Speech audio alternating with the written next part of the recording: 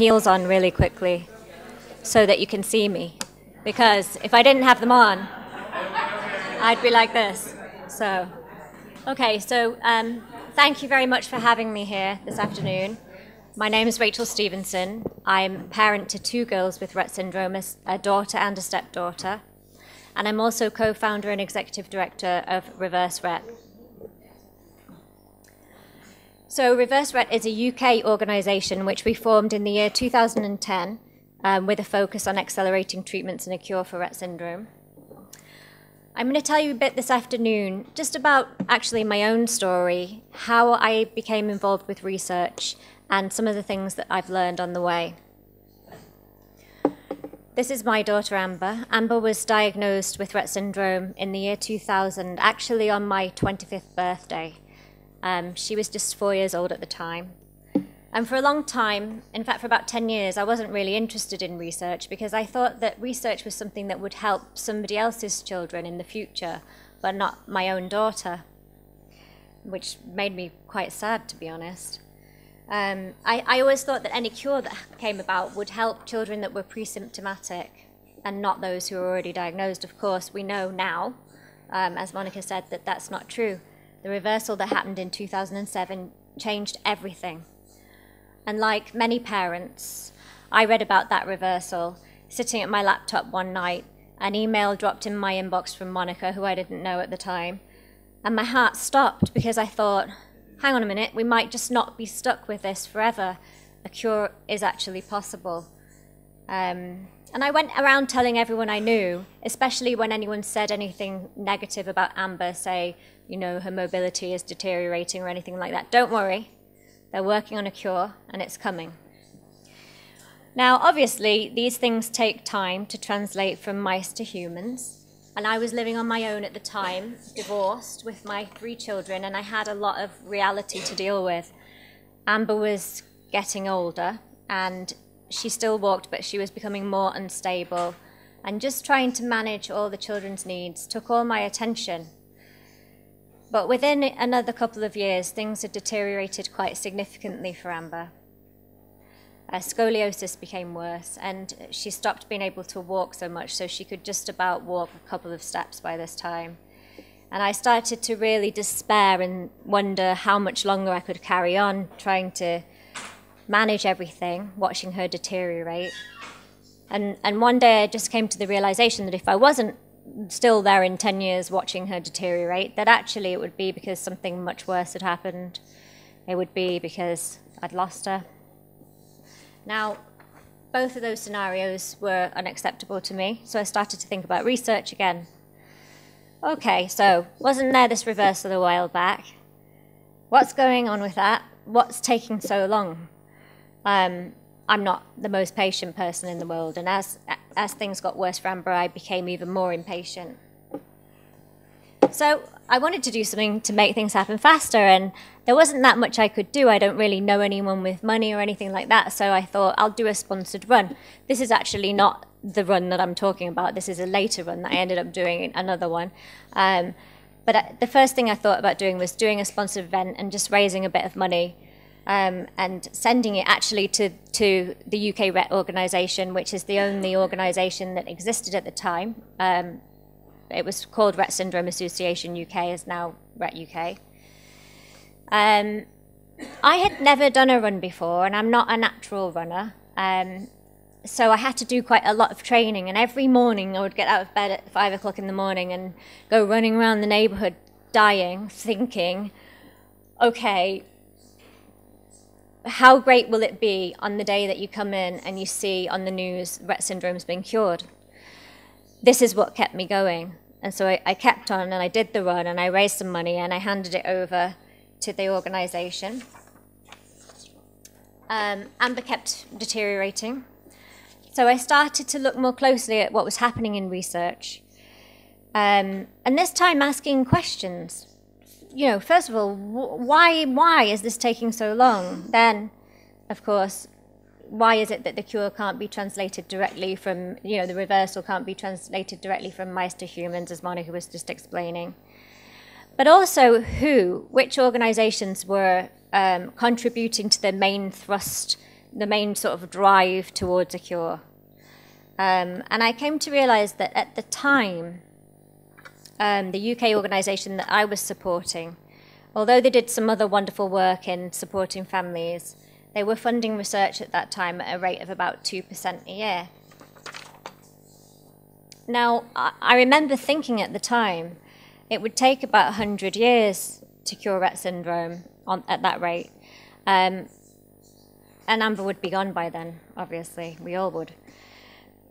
To be honest, though, then when I started to look more closely at the research that was being funded, a lot of the research that was being funded wasn't even really focused on a cure for Rett syndrome or even on treatments. It was more about things like learning about the natural history of the condition.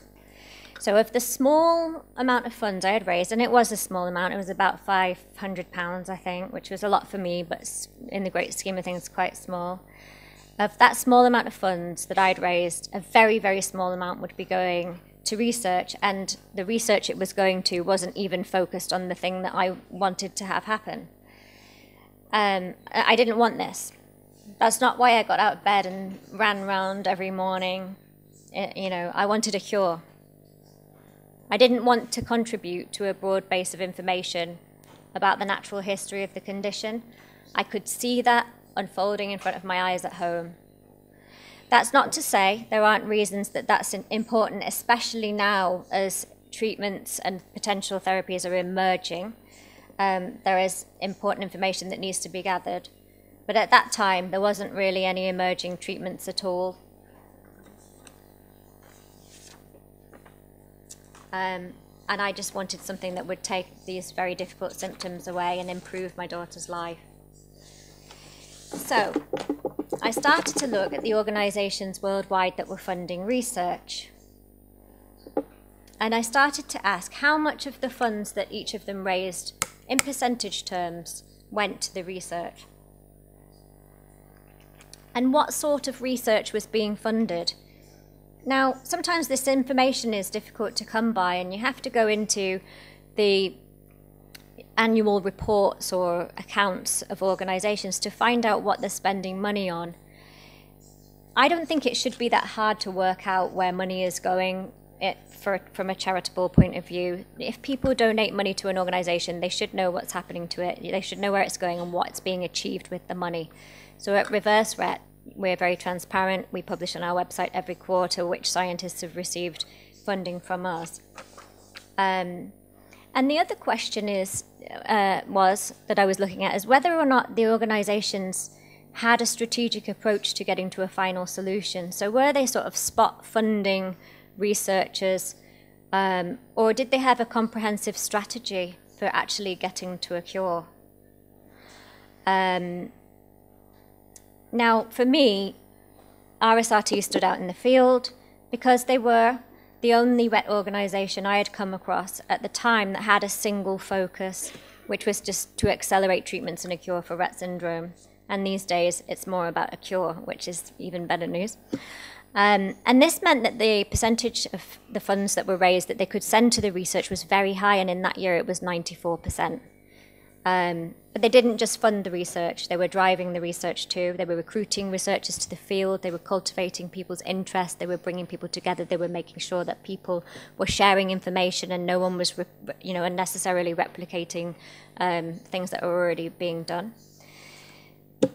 I initially contacted Monica to ask how we could raise funds from the UK. I never thought about starting an organisation. I just wanted to raise money to send to support this good work that was already being done and to encourage other UK families to do the same. But it soon became apparent that we would need a UK organisation in order to do this effectively. Why? Well, first of all, for tax purposes. So many governments have schemes that benefit donors. We do in the UK. We also have something called gift aid, whereby the government will give an extra 25% on top of a donation, on top of a charitable donation if the donor is a UK taxpayer. To benefit from this, you had to be a registered UK charity. But there's another issue as well, which is also that most people want to support organisations or non-profits in their own country. rather than supporting organisations overseas, and this is just a fact. So we did form Reverse Ret as an independent UK charity. We didn't want to recreate the wheel. This great work was already being done. We just wanted to support the good work that was already being done. And we started the UK charity, which gave us a way to not only to support the work, but also to encourage other people to support the work from the UK. And we've worked in partnership with RSRT ever since. So what's been achieved? Well, we've now managed to raise and contribute $6 million to research. We've since had to develop a UK patient registry, and we've also helped to facilitate the implementation of the first UK clinical trial, which started this year. I don't think that would have actually happened unless Reverse Ret had existed, even though it didn't happen as a direct consequence of work we'd done. I think that everything that we had done, the presence that we'd brought, the momentum that was driven, allowed that to happen. These are some good achievements, but anyone who has a daughter here knows it isn't enough. We want to do more. So much more needs to be done. Because Rett syndrome isn't a common disease and it's not well known, it's very hard to generate income. So at Reverse Ret, 80% of the funds that we raise are raised in very small amounts by people doing basically sponsored runs, climbing mountains, selling cakes, you name it, we've done it. Every donation and every event, every challenge that's done has somebody's daughter, granddaughter, niece, sister at the heart of it. It's families that raise the money. This man, Gareth, was running in memory of his sister, Anne Harrod. It's all the work, all the money that's raised at Reverse Ret comes down to families, comes down to individual girls. So, Rachel, can I just pop in, because I forgot to say this, and it's really important. Of the $55 million that has been raised between the two organizations, you need a microphone. Of the $55 million that was raised between the two organizations, we can track every single dollar. So every dollar of that $55 million tracks back to the network of a family who has a child with Rett. So none of it are random donations. We don't get random donations, people stopping by our website and making a donation. So every dollar comes from a family or the network of a family. I think that's really important, okay? Even though we're in the US, big country, lots of wealthy people, doesn't matter. If the donor has to have a connection somehow with a family with Rett, or they don't give.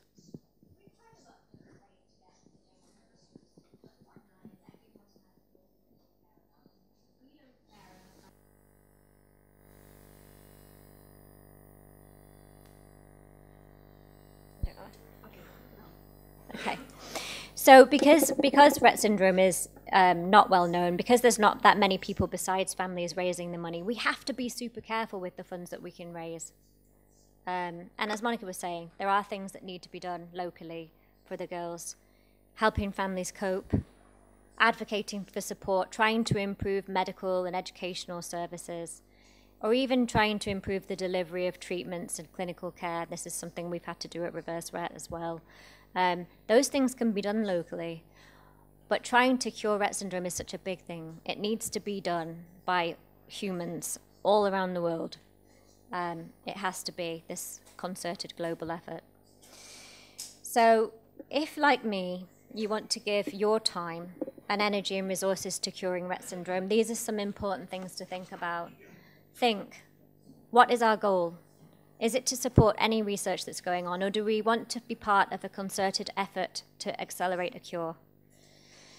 If you are supporting an organization in your home country, think about how these organizations determine where to send money and which research projects to support. Are there robust peer review processes in place? And how can you make sure that the funds that you're raising make a difference where you want them to make a difference?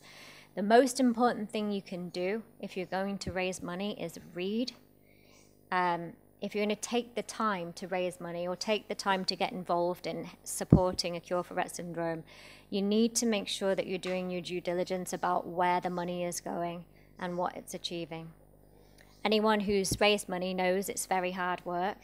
As Monica said already, as hard as it is to raise, it's also hard to spend it wisely. You know, at the end of the day, I'm a parent of a girl with Rett syndrome. I have a degree in creative writing. I don't have a science degree. I don't know where the money should be going. I don't know where, which scientific projects have merit. So it's very important that, to me, that the Scientific Advisory Board, RSRT, you know, made up of the world's elite scientists and lots of people who are experts in the field, and they have a process, proper process for being able to assess research projects. So there are several ways that families internationally can take action to support the roadmap effort. As you know already, there's several organizations around the globe who are already working in partnership with RSRT like Reverse Rett does. As a first step, you know, contact your local organization, wherever that is, and ask them, you know, what are they contributing to RSRT and would they consider it? This is something that, you know, when I first started Reverse Rett, prior to starting Reverse Rett, I did go to the UK organization and, you know, stress to them the importance of research. And actually, things start off with a growing feeling amongst parents that change needs to happen, or that, you know, a drive needs to go in a certain direction. But it only happens if people speak up and say, this is what's important to us. The other thing that you can do, which it would have been good if this existed in 2010, because I might not have had to start Reverse Rett at all, is RettGive. RettGive is something that's on the RSRT website. It's a crowdfunding platform. It's free for families to use, and it's a way of raising money on the internet. And you can work directly with RSRT on building, you know, your own microsite there. And the other thing is just to reach out to Monica or myself. I think that some of the best things happen, even if you don't know what you want to do, some of the best things happen when people just speak to each other and get together and brainstorm. So I remember when I first started doing this work, and I just started Reverse Rett in my house on a very small laptop, it was about this big, and spent a few months building the website and putting everything in place so that we could start fundraising straight away. There was a lot to do, and as you know, Rett parents, we already have a lot to do.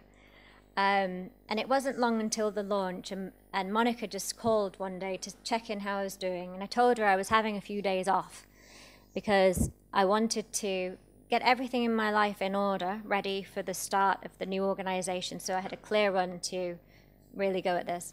And she laughed.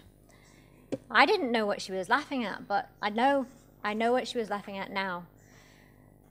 Because we all like to think there's someone out there, there are people out there who are in a better position than we are to impact research efforts. And I thought if I had a more orderly life, if I could get everything straight, you know, things were running more smoothly, I could do a better job of this. But the truth is, we need to do this work precisely because Rett syndrome turns our life upside down. Before I got involved with Rett syndrome research, I used to say to people, you know, this cure is coming, don't worry, it's going to happen one day, they're working on it. But I know now that that's not true, because there isn't a they. There's no they working on this. Most of the milestones in Rett syndrome research have happened because they've been driven by patient organizations, and the parents are running these patient organizations, and the parents are raising the money to fund the research too. These are my girls here, and I want to finish by saying that I'm really very hopeful about the next few years, but I'm very aware as well of the massive amount of work that we need to do to raise the funds to keep research moving towards our goal. My stepdaughter's 17, and my daughter is 21, and you know, I really hope for a better future for them than what they're living with at the moment. So thank you for your time. I would appreciate contact from anyone moving forward, and thanks for listening.